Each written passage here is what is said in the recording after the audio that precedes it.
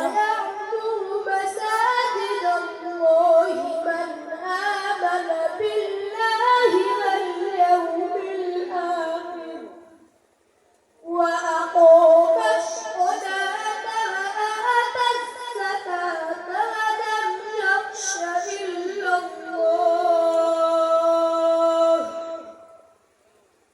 فعسى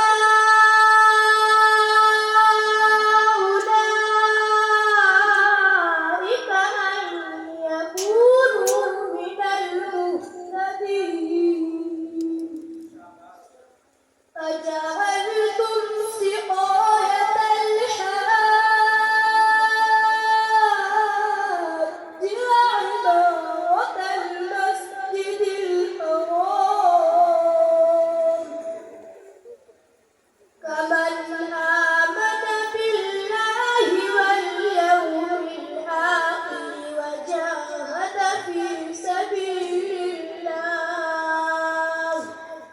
لا يستوون عند الله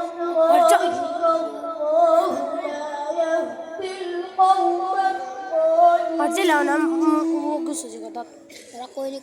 الذين آمنوا وهاجروا وجاهدوا في سبيل الله देखें यहाँ तक दिख रहा कहीं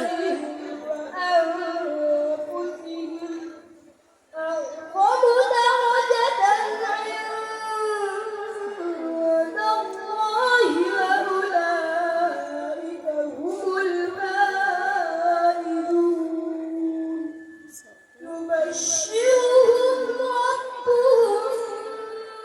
برحمة منه ورضوان وجنات لهم فيها نعيم مقيم خالدين فيها أبدا إن الله عنده أجر عظيم صدق الله العظيم